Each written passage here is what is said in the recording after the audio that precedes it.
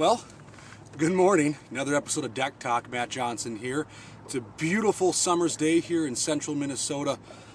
Today, like I said, it's summertime. We're getting into July now. We consider this what you would say the dog days of summer. Let's touch on some summer tactics. Whether it's deep, whether it's shallow, specific patterns, how you adjust your presentation and technique throughout the day. A few things hopefully to help you land more fish this summer as we get into the heat of things. It's 6 o'clock in the morning and the water temp's almost 80 degrees. They're calling for 95-degree weather today. It's going to be this way for probably a week. So the fish are starting to see warmer than average temperatures compared to the last couple weeks. So they're starting to make some moves, starting to make some changes. How can we adapt? How can we catch these fish no matter the conditions as we move into these summer months? So we'll touch on presentations, some locations, have some fun, talk some strategy, and hopefully get you on path of catching more fish this summer. Start things off, the crankbait. It doesn't matter really what species you're targeting, whether you're targeting bass, whether you're targeting walleyes, pike, muskies, even panfish, crappies, whatever it might be. The all-inclusive crankbait can catch you a ton of fish. And the nice thing about crankbaits is really mimicking the forage baits that these fish are feeding on. Again, crappies feed on little minnows. You can throw small crankbaits. Muskies feed on bluegills, crappies, perch. This bait here happens to be the boxer from Salmo.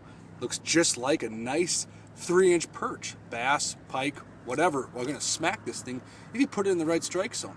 So crankbaits, they can resemble a lot of different patterns. You can really do what they call match the hatch. So if you're trying to get to look just like a bluegill, you have that. If you want to get to look just like a crappie, you have that as well. So the options are virtually endless when it comes to crankbaits as far as size, profile, all those sorts of things. Like I said, to me, this time of year, I'm throwing deeper diving crankbaits. Again, this is the Salmo Boxer. Phenomenal profile bait. It's a nice fat-bodied bait, extremely aggressive wobble, but really attracts a lot of fish, whether it's in short distance, long distance, outside weed edges, rocks, inside turns. It's a very, very precise bait, meaning that you can throw it in any condition and it precisely tunes in what those fish want. The wobble is very, like I said, very aggressive. It hits their lateral line perfectly. I've thrown a lot of crankbaits in my days, and I've come to find this Salmo Boxer has been my go-to in the last year or so as catching a lot of fish and staying true to its action. True to its action and staying durable. Salmo is one of the few, if only, crankbait companies out there that gives you a lifetime guarantee on bait, action, and performance. So you know this bait's going to fish right the second you take it out of the box and make your first cast. Like I said, it's a deep-bodied build bait. The pattern of this one happens to be a perch. Very, very, and I'll show it close to the camera here. Very, very nice profile, very, very nice color. It's got everything you want that wants to resemble what looks like a perch. The scale patterns, the paint jobs, everything. Salmo doesn't do anything halfway here. So everything they make, everything they produce is very outstanding. So very aggressive bait there. And this is a deeper diving bait. Like I said, you're going to get down to maybe 12 to 15 feet, so you can work those outside weed lines. You can work those deep rock piles. You can work a lot of sort of stuff with this sort of bait. One quick point though with these deeper diving baits, whether it's the Salmo bait or any brand of choice, don't be afraid to throw it in shallower water that it says it'll dive to. Meaning if this says it's going to dive to 12, 15 feet of water, I have no problem throwing it 8 or 10. As long as you're not burying into the weeds. If you got a hard bottom, a gravel bottom, I like to really bang that bottom up as I'm retrieving my bait. So I'll work the bait in constantly. Once I start to feel it hit the bottom, I'll pause it and let the bait kind of come back up, and then I'll bury it back into the bottom. It seems to work very well for attracting fish, especially those bass guys. Works extremely well to, I would call, banging the bottom with these crankbaits. And again, you can adjust your crankbaits as far as how much it's going to float and suspend. No matter the bait, whether it's suspending or floating, you have different sorts of lead strips. I've put lead strips in the base or the bottom of my crankbaits. They have stick-on versions. I put lead wrap that you can find in most fly departments around the hooks to help suspend the bait or balance it or give it different action depending on what your desired outcome is. But you can manipulate these crankbaits, bending the eyes, all those sorts of things. Again, like I said, with these Salmo baits, I tie them on and I'd throw them right away before I do any critiquing of what the bait does, because I think you'll find out more often than not, they run right, they run the way they're supposed to run, which can be half the battle with crankbait fishing, is finding the right way to fish them. So again, crankbait, deep crankbaits are very important. I'm throwing a G Loomis. I like this G2 series for crankbaiting. Again, it's not their higher end line of rods, but it works exceptionally well. This is a CBR crankbait rod, the 847C. It's basically a heavier action crankbait rod, so I can throw heavier baits, especially when I'm deep diving these things, I really want to dig on a rod. We've all seen it. You throw a crankbait rod that's too light for the desired bait, and the rod feels like it's going to break or blow up in your hand.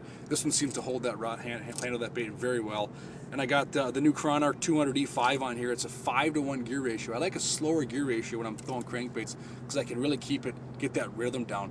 Dave Gent's a master at it. He's an ice fisherman, but he's also a phenomenal open water angler. Spent some time with him out in the boat and just talking, and he's a big believer in cadence. Cadence is the rhythm of what your bait or what your profile does or your presentation does. You get that right rhythm, depending on the speed, the gear ratio of your reel, and you really hone in on those fish and really trigger them to bite. So again, CRESTLINER E5, I got that G Loomis rod, and I put some 10 or 15 pound super slick Power Pro. A lot of guys go mad, okay, I fish fluorocarbon, I fish monofilament when I crankbait. And I guess it's to each their own, pick your poison on what line you like. But for myself, I prefer the braid, no stretch. I feel the rocks a lot better. You know, I'm really not setting the hook when I'm fishing crankbaits. I'm letting the bait do the work. I'm just kind of loading up and just kind of moving my rod in away from the fish. So I've had really good success with that braid. I can get thinner diameters lines. And when you're fishing bodies of water, like I do, where pike and muskies are very prevalent, I like to know that I have a little more oomph and power behind them. So I've had no real, I should say, downfalls to fishing braid. A lot of guys will tell you 8 or 10 pound fluorocarbon for crankbaits, and that works exceptionally well too. And I guess it's really what you're comfortable with. So again, I'm 10, 15 pound super slick Power Pro, matched with that setup I just mentioned. Works great for throwing these boxers, DT series Rapalas, whatever it might be. That setup will work great. Like I said, in summertime, you know, fish will move shallow. It doesn't matter whether it's the hot heat of the summer. As you can see, it's a nice calm day out here. Fish will move up into the shallower water for comfort. The water's cooler, it'll get warm as the day progresses, but they will move up to feed. And for me, like I said, I'm throwing a lot of topwater baits. That Salmo Pop's a good one. You know, you got a lot of pop, you know, all kinds of options out there from Salmo. Great color patterns. And what I like to do with these is I throw a lighter action rod than I showed you there. I like to throw something along the medium action rod so I can fling these lighter baits out there. And a lot of times I will use braid or mono. I will not use a fluorocarbon with these because fluorocarbon likes to sink, and I want to keep these on the surface. So again, it's a top pop bait. Very, very outstanding option for fish when it's calm like this and they move out on the shallow to feed. When I was launching my boat, I was seeing all these bluegills and young of the year fry and whatnot, no matter the species, up in the shallow water. Pretty much the exact same size as this pop I have in my hand. Like I said, the fish will smack this. They really enjoy it. They eat it. They chow on it. And it's a fun way to fish. Watching your bait explode on the top of the water. Very, very fun, very, very effective. So give one of these a try right away in the morning when the sun's coming up. And then as you progress into the day and the water starts to warm up, move out into the deeper patterns like we showed earlier with that boxer. So topwater options. Very, very exciting. Like I said, Salmo makes a great product here. A lot of color choices. You should be able to find exactly what you want, no matter the situation and no matter the matching the hatch type of game you're on. So topwater presentations, also an option in the summertime. Let's see, moving on. Other options that I like to throw in the summer months. If you're a walleye guy, walleye lady, walleye kid, whatever it might be out there that's targeting walleyes this time of year or any time of year, if you don't have Salmo Hornets in your tackle box, you're probably not doing yourself justice. It's not a bait I probably need to touch on a lot because it's very prevalent in the walleye world. Bruce, Doc Sampson's fishing him, Tommy Scarless, Jason Durham, Jason Mitchell. I could go down the list of top-end professional walleye anglers and promotional guys who are fishing these baits with phenomenal success. A lot of baits have been cashed. A lot of checks have been cashed on this bait in the walleye world, in the tournament scene. So the Salmo Hornet, you definitely want to get your hands on these. They come in several different sizes, 4, 5s, and 6. You can cast these, you control these. A lot of guys are using these for lead core out on the flats for walleyes. Very, very effective, small profile bait. Walleyes of any size, feed on pin minnows, feed on any size presentation. You don't need to throw these 3, 4-inch baits at these fish. You can throw these little 2-inch profile baits and you will catch a lot of fish and big fish. So the Hornet, phenomenal bait for me. I cast it for crappies, bluegills, perch, all kinds of species. Again, it'll catch even the biggest muskie in the lake. Hornet's a very, very effective bait. They have a newer version out, a deep runner version, a super deep runner version that's been just hit the scene the last year or so. Very, very effective. It's got a deeper bill. It's going to get down almost twice the depth of the standard Hornet. So I check these out if you want to cast and retrieve deeper or just troll deeper to get to the desired depth. Very, very, very effective. And again, guaranteed to run right. You throw them, cook them out of the box, and you cast them and go. You're not tuning anything like we spent a lot of time with in the past with some of our crankbaits. These Salmo Hornets tuned right out of the package. Very, very effective. One of my favorite baits to throw, like I said, whether I'm casting shorelines or whatever it might be. Like I said, the Hornet, outstanding bait. A lot of guys were also weight these down, you know, to get down to the depths they want. I'll cast them for bass, even though they say they only dive 10 feet.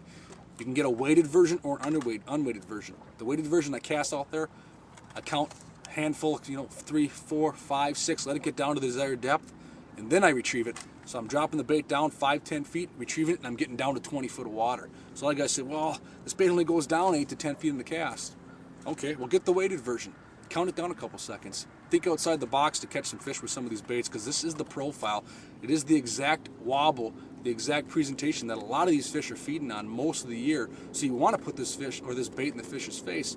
Just think a little differently on how you're going to get it there. So again, unweighted or weighted, depending on the situation and the depth you're trying to target. So that salmon hornet, very, very effective crankbait as you move into the summer months. Opening day, even fall fishing. Again, probably one of the most versatile crankbaits out there if you're targeting walleyes especially. But again, I've caught a lot of different species on these hornets. It's a snack for most fish that are targeting crankbaits. So very effective bait there from Salmo. So crankbaits, like I said, you can touch on crankbaits for a long time. You know, there's a lot of options out there from Salmo, from many crankbait companies that catch you a lot of fish. The boxer comes in a very short lip pattern. The zipper, the Salmo zipper, it's a lipless crankbait, a rattle type crankbait. Very effective on inside weed edges, shallow structure, rocks. Again, it's a sinking bait, you can count it down. Phenomenal option out there for summer months, whether you're fishing bass, pike, walleye, muskie. So again, the crankbait, probably one of the most versatile options. It covers a lot of water. You get in tune with the fish you're targeting. And when I'm fishing crankbaits, especially on bodies of water like Minnetonka Forest Lake, Waconia, White Bear Lake, you name it, the whitefish chain in northern Minnesota, all kinds of options. Crankbaits help you find that school. And when I make a cast on an outside edge of a point or whatever it might be, a deep rock point, once I catch a fish, I waypoint that spot. And then I pay attention to what I was casting to at the shoreline, and I try to make the exact same cast. So if I make a cast, say at that boat dock over there, and all of a sudden I hook into a fish, right away I hit the waypoint. And after I land that fish, I get back on that waypoint, get in line with that boat dock and make the same cast. Because oftentimes on these pieces of structure, the fish want the bait fish or your crankbait coming off the exact same angle. It's all angles. You could be on the right spot but not making the right cast and presenting at the right angle. So when you catch a fish with a crankbait, make a waypoint, pay attention to what you cast at, get back on that waypoint right away and make a cast right at that same spot. I bet you get bit a second time, third time, fourth time, who knows many times. Last year I made 10 casts, 9 fish, exact same cast. It sounds absurd, but I'm telling you it happens. You get these fish into a frenzy, especially when you're targeting bass and walleyes, so you have to school up. They will hit a certain bait coming off the piece of structure from that certain angle. Very, very important. So you get that. I get that question a lot. Matt, I see these pros fishing this spot on a certain lake. I fish the same spots they do. I don't catch any fish. They fill the boat. It's all on how you present your bait. It's all on angles of casts, on how you approach a piece of structure, bolt control, all those sorts of things. And crankbaits really help you hone in on some of those skills. It's how I learned myself. And then you can slow things down. If you're a bass fisherman, throw a rock jig or a roller jig. If you're a walleye fisherman, pitch a swim bait or a jig, those sorts of things. So crankbaits help you not only find the right pattern or the angle of which you're approaching a piece of structure, it really helps you find the bottom, the hard bottom fast, all those sorts of things, and really gets the squirrel wired. So try those crankbaits next time you're on the water for summertime fish. So let's move on to some plastic options as we move into the summer months and some of the ways I fish them and how I approach them on different pieces of structure. All right, moving down the line here, we just touched on crankbaits, which to me is a very important variable of summer fishing. I know there's a lot of options out there, but I throw a lot of crankbaits. It's a fun way to fish. It's an easy way to fish no matter your skill level. Again, like we mentioned, you get the fish in tune. I don't care if you're 5 casting a crankbait for the first time or if you're 55 and you've done it for 30 years professionally. Crankbaits are a fun way to fish. It's a great way to find fish, and it's a lot of fun to really get the school going and aggressive. And it's fun to feel them just thump that like a freight train when they come by. Moving on from crankbaits, I fish a lot of Carolina type rig stuff, Texas rigs, baits with Carolina setups. Very, very effective way to fish shallow and deep water. So in the summer months, whether they're moving up into the inside weed lines, depending on what the weather does, where do they slide off onto the deep rocks to stay in the cool comfort and find the forage. Carolina rigging is very, very important to me. Again, all I use a 3, 4, 5/0 worm hook. I put a Mr. Twister Cometa on there, whether it's all 5 inches or like this one I bit probably an inch off to get it to a 4-inch profile. And again, it all dictates on what I let the fish dictate how big I want it. If I'm getting hits and I'm missing them, I often downsize. 4-inch profile to me catches a lot of fish. So when in doubt, you can bite an inch out those Cometas and throw it on there, but it's entirely up to you. I then crimp on a crimp-on bullet weight from Water Gremlin. You can see there. This is a 1/4 ounce. I can use 1/8 ounce depending on the depth, depending on the wind current, all those sorts of things. How far you're staying off the fish so you can get casting distance. different ways. The big thing is you want to keep contact with the bottom. You want to be able to feel those rocks, because when you're fishing some of these deep spots, it's not good enough to be at the right depth. It's the right way to do it is to be at the right depth with the right bottom content. So I see fishing reports all the time pop up online and whatnot, and they say, hey, we caught a lot of bass, we caught them at 15 feet of water. Great, you know, that gives you maybe a starting point, but it tells me really nothing, because are you 15-foot outside weed line, are you 15-foot rock pile, are you 15-foot rock point, 15-foot hard bottom, whatever it might be. This time of year in the summer, I can tell you more often than not it's hard bottom. So 15-foot is not a generic term you throw out there, meaning get on 15 feet of water, you're going to catch fish. You've got to find the hard bottom at that certain depth. And the way you do that is either use your locator. Again, Tom's and Ankle from Vexilar did a phenomenal piece a week or so back on finding the hard bottom, even in the weeds with your Vexilar flasher. Very, very effective. You're looking for that solid, hard red line to dictate a hard bottom. The Vexilar does not lie. I have one rigged in the bow of my boat at all times. You can teeter around until you find the hard bottom. So use your electronics to find that hard bottom, waypoint it, and come back to it. That's what you want to hit in contact with these baits. So whether you're throwing a Carolina rig Cometa like I have here, or whether you're throwing a roller jig, whether you're throwing a jig head with a jig worm, no matter the presentation, you want to find the right structure during these summer months. Otherwise, you're just wasting a lot of time. All points, all depth-like points are not considered equal. So a 15-foot spot here cannot be considered equal to a 15 spot 30 yards that way, literally 30 yards. If you're off the spot some days, you don't catch fish. So pay attention to your depth finder. Get a flasher rigged on the bow of your boat or on your console in line with your hull through your transom there with high speed, so you can find that hard bottom and waypoint those spots, because you're taking away a lot of the guesswork. Teach yourself to find the hard bottom, and you will catch a lot more fish, whether it's walleyes, perch, panfish, pike, bass, whatever it might be. They relate to the hard bottom because that's where the forage is, that's where the bait fish congregates, and that's where some of the comfort zones are. So find the hard bottom, get over the top of them, and crush fish with some of these baits. Like I said, the Carolina rig here, I rig it, like I said, Mr. Twister Cometa. I can fish as much like a crankbait. I can cast it, I can work it across pieces of structure, I can keep in contact with the bottom, I can find hard bottom with this, I can find bait, I can find schooling fish, and again, same concept. If you catch a fish, mark a waypoint, figure out where you're at, get back, make that same cast again, and I think you'll get bit more than once. So again, there's a lot of color options out there. I'm not a big person when it comes into color. It's probably third, fourth, fifth on my list of importance. You know, speed, profile, presentation type stuff is more important for how it looks and how it acts in the water. Depth is more important than color. But again, there's a lot of color options out there, and really color to me is confidence. What are you comfortable in? What do you catch fish throwing at? Keep throwing it. I don't buy too much into some of the hype and hoopla and what these other guys are talking about. You have to have this color watermelon with this color fleck. I've fought that battle many times, and I've lost many times. So I build confidence in something, and I continue to fish with it. So very, very important. So again, these are more deep water presentations. That Carolina rig there, very effective, very versatile. Another awesome option is just to fish a jig worm. This happens to be the thunder worm from Mr. Twister. The ribbon tail worm's great too. The phenom worm's another popular option. If you're a bass fisherman, even walleye guys, jig worms are very, very effective in the summer months, because you can put them on a jig head, whether it's weedless or exposed hook, and again, that all comes down to the amount of weeds you're fishing, the type of structure, but very, very effective for, again, feeling the bottom. It's an easy way to fish for the youngsters who are just getting into it. So if you're just learning to bass fish in deep water, the jig worm is probably the best way to go. But again, you need to be on some sort of structure that's holding fish. It's very, very important. So again, I find outside weed lines, all those sorts of things, and I get at it. So again, this is just the tip of the iceberg for fishing summer patterned fish. Again, we talked on crankbaits, whether it's shallow, whether it's deep. We talked about some different plastic options for different types of species. Walleyes, I do throw a lot of jigs and leeches, but again, you want to be on the structure. So get a lake map, find some of those pieces of structure, try and dictate and find where the hard bottom is with your Vexilar flasher or locator that you're using to find where those fish are holding the summer months. Spend a half a day running around. Underwater camera, maybe my Vexilar Fish Scout 1000 comes with me in the boat all the time. Look down there, see what's going on. I can tell you this, a half day of focus and a half day of concentration could save you a lot of time and effort in the future. So again, this is just the tip of the iceberg for precision summer patterns, finding fish as we get into these dog days of summer. But I tell you what, these patterns will work. There's a lot of ways to have at it. Give me a call, give me an email, send me a text. My number's on there. We'll talk strategy. We'll get you in line. Let me know where you're fishing. Hopefully we can point you in the right direction. So get out there. Here we are in the summer, the heat of the summer. Summer is here. Have some fun, catch some fish. Matt Johnson here at Deck Talk. We'll catch you next week.